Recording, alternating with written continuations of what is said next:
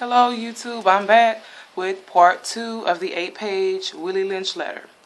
And I'm going to start right where I left off at the new paragraph, the starting of a new section, the breaking process of the African woman.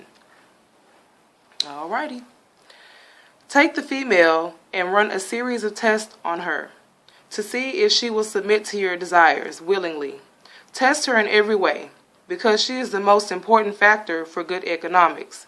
If she shows any sign of resistance in submitting completely to your will, do not hesitate to use the bullwhip on her to extract that last bit of B out of her. I'm thinking it's bitch out of her. I'm not sure what B / means, but hey, I'll fill it in with that.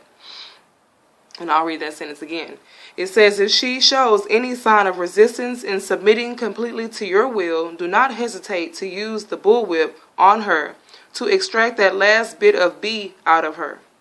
Take care not to kill her, for in doing so, you spoil good economics.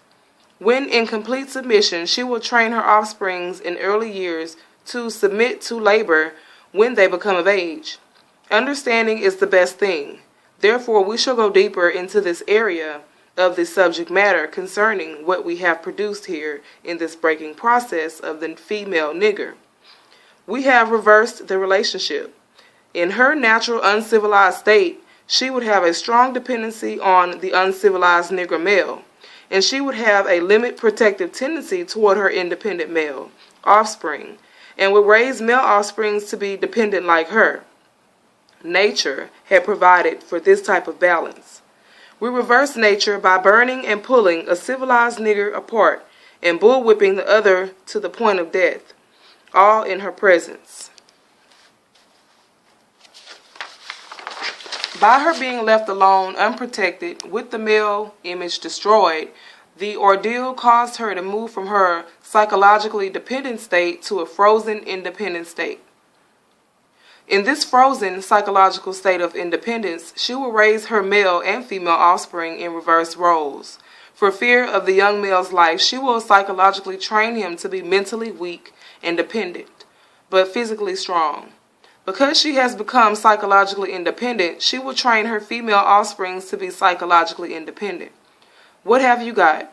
You got the nigger woman out front and the nigger man behind and scared. This is a perfect situation of sound sleep and economics. Before the breaking process, we had to be alertly on guard at all times. Now we can sleep soundly, for out of frozen fear, his woman stands guard for us. He cannot get past her early slave molding process. He is a good tool, now ready to be tied to the horse at a tender age. By the time a nigger boy reaches the age of 16, he is soundly broken in and ready for a long life of sound and efficient work and the reproduction of a unit of good labor force. Continually through the breaking of uncivilized savage niggers, by throwing the nigger female savage into a frozen psychological state of independence, by killing the protective male image, and by creating a submissive dependent mind of the nigger male slave, we have created an orbiting cycle that turns on its own axis forever, unless a phenomenon occurs and reshifts the position of the male and female slaves. We show what we mean by example.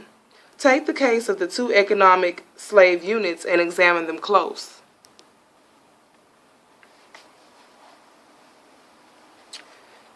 The Negro marriage. We breed two nigger males with two nigger females. Then we take the nigger male away from them and keep them moving and working. Say one nigger female bears a nigger female and the other bears a nigger male, both nigger females being without influence of the nigger male image, frozen with an independent psychology, will raise their offspring into reverse positions. The one with the female offspring will teach her to be like herself, independent and negotiable. We negotiate with her, through her,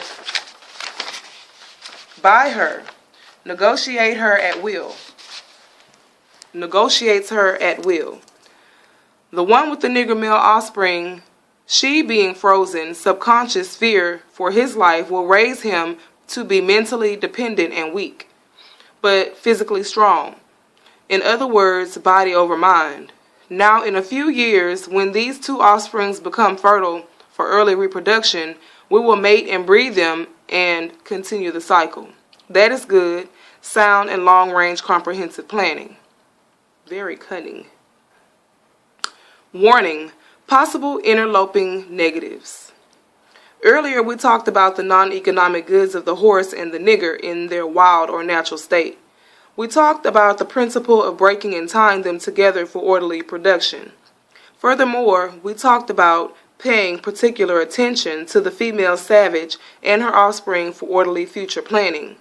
Then, more recently, we stated that by reversing the positions of the male and female savages, we created an orbiting cycle that turns on its own axis forever, unless a phenomenon occurred and reshifts positions of the male and female savages. Our experts warned us about the possibility of this phenomenon occurring, for they say that the mind has a strong drive to correct and recorrect itself over a period of time, if it can touch some substantial original historical base, and they advised us that the best way to deal with the phenomenon is to shave off the brute's mental history and create a multiplicity of phenomena of illusions. Damn. So that each illusion will twirl in its own orbit, something similar to floating balls in a vacuum.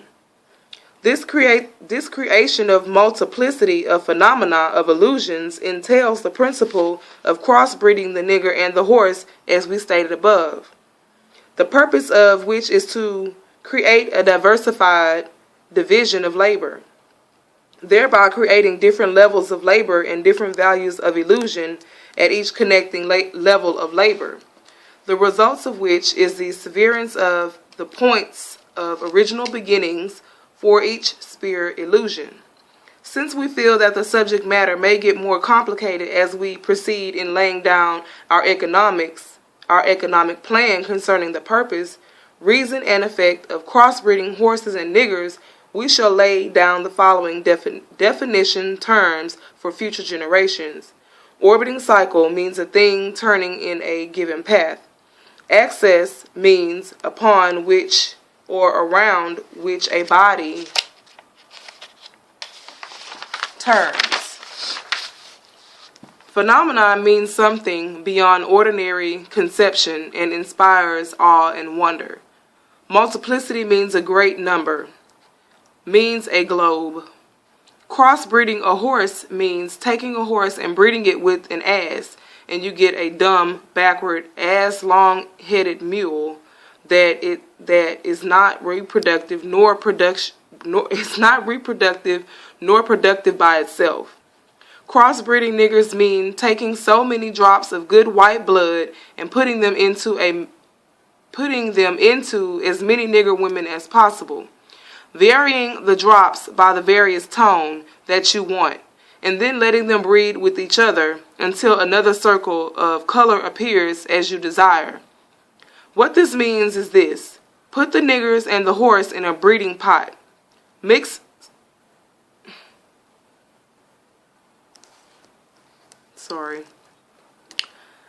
some, something popped up on my screen saying that I was out of time. Mix some asses and some good white blood, and what do you get? You get a multiplicity of colors of ass backward unusual niggers running tied to backward ass long-headed mules, the one productive of itself, the other sterile, the one constant, the other dying. We keep the nigger constant, for we may replace the mules for another tool, both mule and nigger tied to each other, neither knowing where the other came from, and neither productive for itself nor without each other. I'll be back with part 3.